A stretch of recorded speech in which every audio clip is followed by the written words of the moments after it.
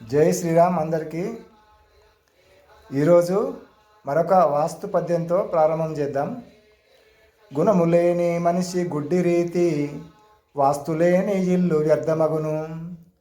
గుణము కలిగిన వాడే సూర్యుండు భువిలోన, వాస్తువమ్ము కాదు వాస్తురెడ్డి మాట వాస్తవమ్ము. జై శ్రీరామ్.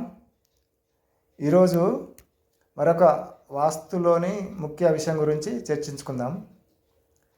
ఇంతకుముందు వీడియోల్లో తూర్పు ఆగ్నేయం, దక్షిణ నైరుతి, పశ్చిమ నైరుతి, ఉత్తర వాయువ్యం పెరిగినప్పుడు ఎలాంటి సమస్యలు వస్తాయో దాన్ని ఎలా నివారించుకోవాలో చెప్పడం జరిగింది.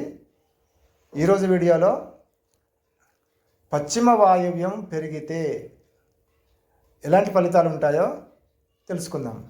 అంటే ముఖ్యంగా మనం ఇంతకుముందు చెడు గురించి చెప్పుకున్నాం కాబట్టి ఇప్పుడు మనకు మంచి కూడా కావాలి కాబట్టి ఇప్పుడు మంచి గురించి చర్చించుకుందాం.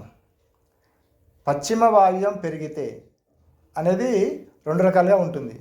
ఒకటి ప్లాటు అంటే ఓపెన్ ప్లేస్, ఖాళీ స్థలానికి పశ్చిమ వాయువ్యం పెరగడం. ఇది మాత్రం నా పరిశోధనలో సత్ఫలితాలను శుభ ఫలితాలను ఇవ్వలేదు.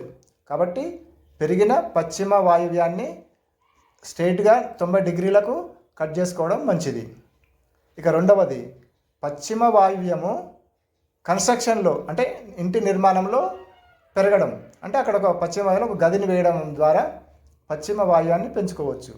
ఇది నా పరిశోధనలో శుభ ఫలితాలు ఇస్తుందని తేలడం జరిగింది.